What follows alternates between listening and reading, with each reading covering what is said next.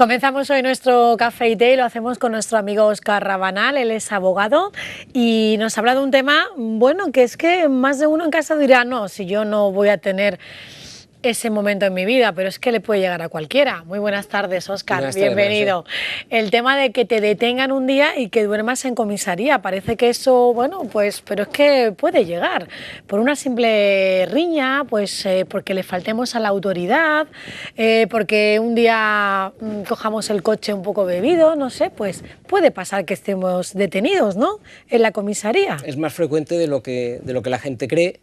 Y entonces vamos a hablar un poco de los derechos que nos asisten como detenido y de en qué consiste la actuación de los abogados a los efectos de asistir a estas personas detenidas en la comisaría o cualquier otro centro de detención, como puede ser la jefatura de la policía local o bien el cuartel de la Guardia Civil. Exactamente, porque claro, en el momento que detienen a una persona, lo llevan a la comisaría, no sé, pues esa persona no le ha pasado nunca y dice, ¿cómo actúo?, ¿no? Vamos a hablar de los pasos a Sí, los seguir. pasos ante una detención hay que partir de que todos los españoles, por la Constitución española, en los artículos 17 y 19, tenemos derecho de libertad y derecho de libertad de ambulatoria, es decir, tenemos la libertad de circular libremente, pero en ocasiones es cierto que se nos puede restringir esa libertad como una medida cautelar de carácter personal de privación de la misma en virtud de unos hechos que puedan estar justificados. Uno de ellos, por ejemplo, es ante la presunta comisión de un delito, pues las fuerzas y cuerpos de seguridad del Estado pues, nos pueden detener. Otro de los supuestos sería los efectos de que la fuerza y cuerpos de seguridad del Estado nos requieren a efectos de que nos identifiquemos y por alguna razón nos negamos a ello y podrían conducirnos también lo que es a la comisaría a efectos de que nos identifiquemos. Y otro es pues, situaciones de extranjeros que no se encuentran de forma regular en España, que puede conllevar también la detención y conducción de los mismos al centro de detención. Una vez que se procede a esa detención, tenemos que ser conscientes de que tenemos una serie de derechos como detenido, ¿no?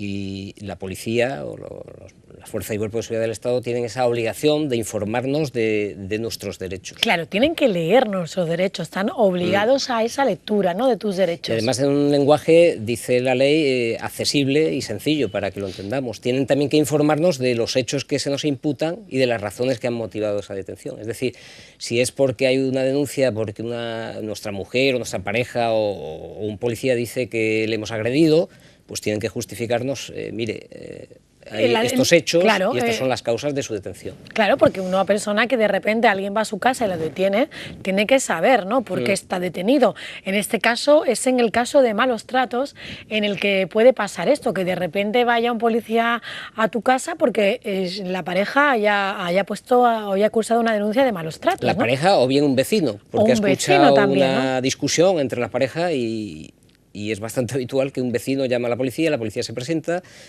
y en ocasiones eso termina con la detención del varón, persona, en este caso. Sí. Del varón, porque suele pasar menos en el tema de la mujer. La mujer, porque un hombre lo denuncia de malos tratos, aún no está recogido que tenga que ser detenida la mujer, no sé, pregunto. En principio es más frecuente que se detenga al hombre. Al hombre, sí. Pero porque se cursan más denuncias de este tipo, ¿no? Pues se cursan más denuncias y que en base a todas las circunstancias que están pasando y que se ven todos los días en los medios de comunicación, pues la policía se cubre un poquito las espaldas y todo el mundo detiene por si no se procede a la detención y luego pasa lo que vemos en la televisión. Lo que vemos en las noticias que nos levantamos cada día de, bueno, pues de mujeres sobre todo, porque es que es el caso, que son mujeres.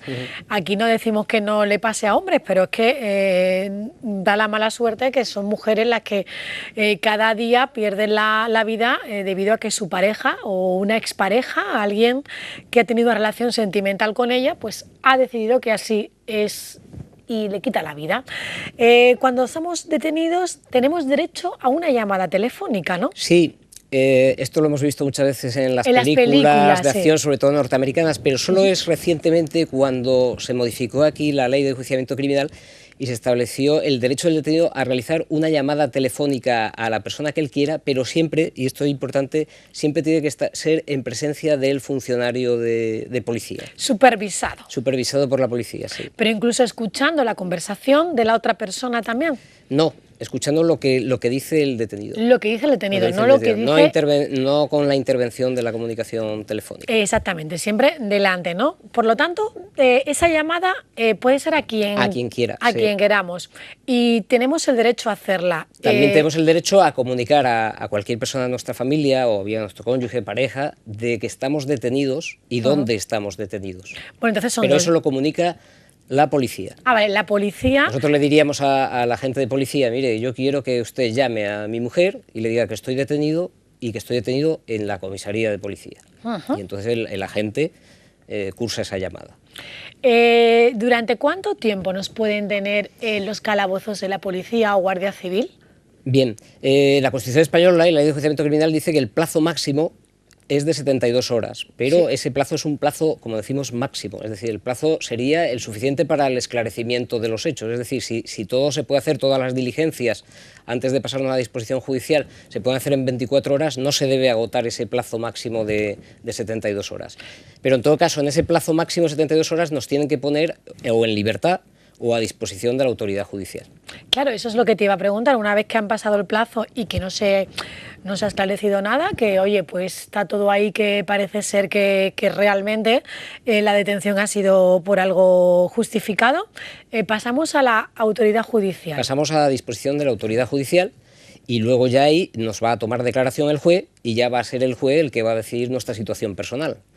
Bien puede ser que quedemos en libertad sin cargos, en libertad con cargos bajo fianza, o bien se convoca en el juzgado lo que se denomina una vistilla, y si el fiscal solicita nuestro ingreso en prisión preventiva, pues podemos acabar mediante una resolución judicial en un centro penitenciario.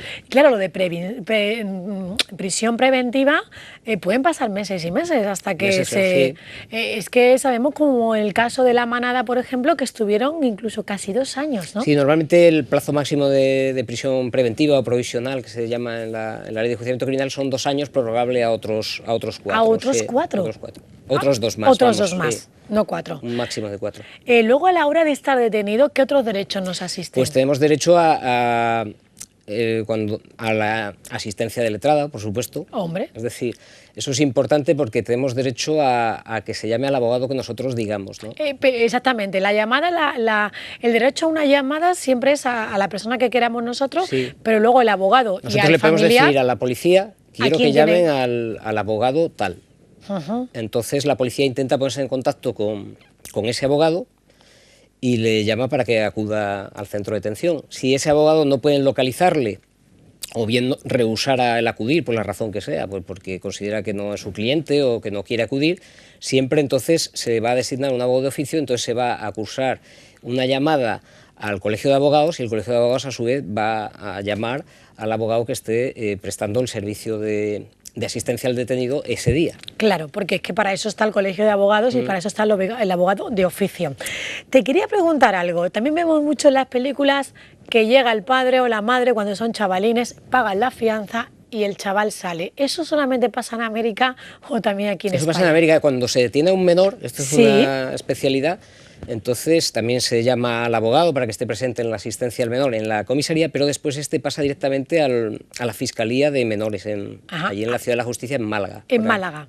Pero esto que ocurre en las películas americanas no ocurre aquí en España. Sí, puede acudir, pero eso ya en sede judicial, que se fije la libertad bajo fianza como medida cautelar, entonces hay que consignar ese dinero y en ese momento pues se quedaría en libertad. Claro, pero eso pasa ya en el juzgado, no en la comisaría, no en la comisaría. Como vemos también en las películas. No.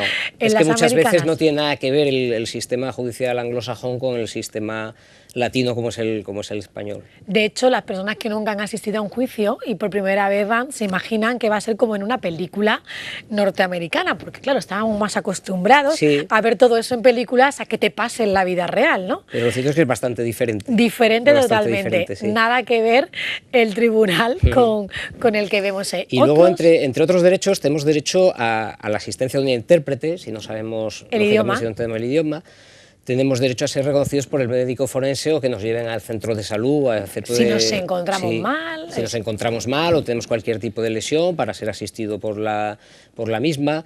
Tenemos derecho también a guardar silencio, a no declarar si no queremos, a no confesarnos culpables. a declarar solo alguna o alguna de las preguntas, o bien decir, yo no voy a declarar aquí en la comisaría, voy a declarar solo ante la autoridad judicial. En el juzgado, o solo hasta que llegue mi abogado, ¿no? También. Sí, pero incluso ya una vez que está presente el abogado, puede decidir que no desea declarar en comisaría, lo cual es bastante frecuente, y solo declarar ante la autoridad judicial. Y Óscar, ¿por qué eligen esa opción? Porque muchas veces, cuando el abogado acude al centro de detención, no puede acceder a toda la información del atestado.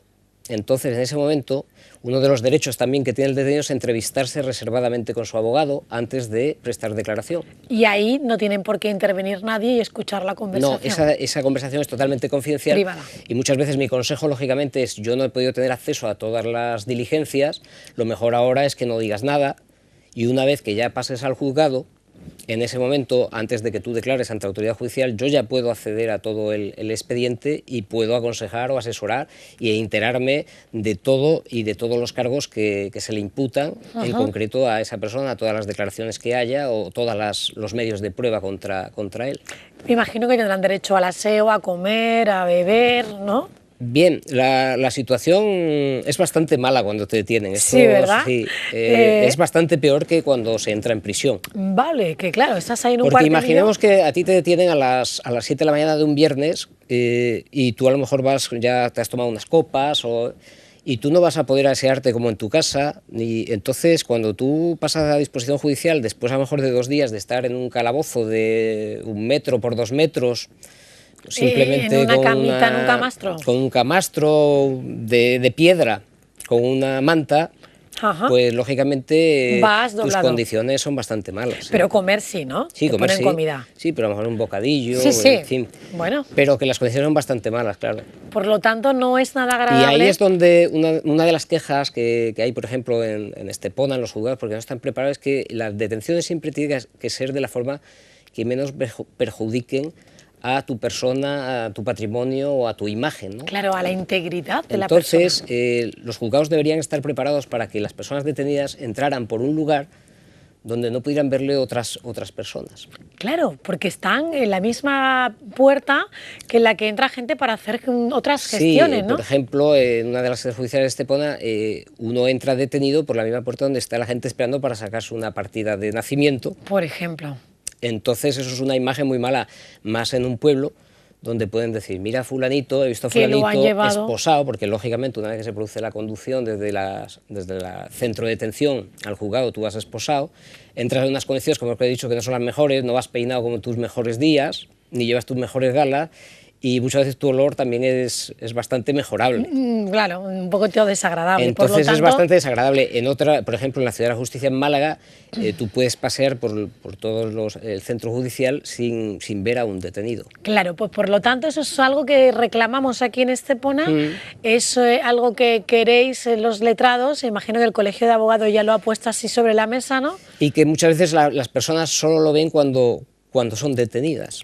Claro, no se dan cuenta de esa situación, ¿no? Del mal rato que pasa, ¿no?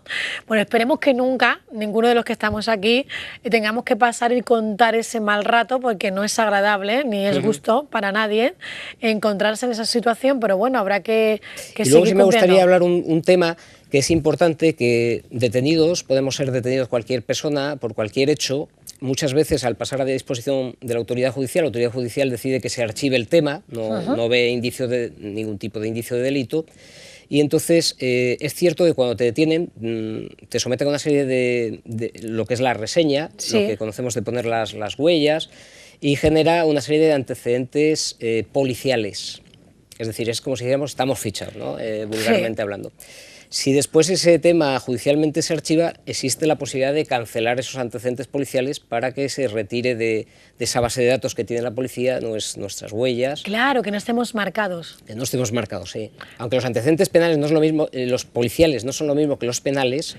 También. Pero si después ese tema se ha archivado judicialmente, es decir, no hay nada contra mí, es posible solicitar la cancelación de esos antecedentes policiales. Bueno, pues eso es interesante que se sepa, porque oye, nadie quiere ir marcado y si podemos evitarlo, mucho mejor. Pues Óscar, gracias por acompañarnos. Gracias a ti. Como siempre, un placer sobre los temas que ponen encima de la mesa. Nos hacen ver un poquito más de luz ahí en algunos asuntos que, oye, pues no sabemos porque nunca nos ha pasado, pero puede ser que algún día nos haga falta. Esperemos que no. Esperemos que no, yo espero que no. Nosotros vamos a una noticia que preparamos desde redacción y enseguida volvemos con otros asuntos.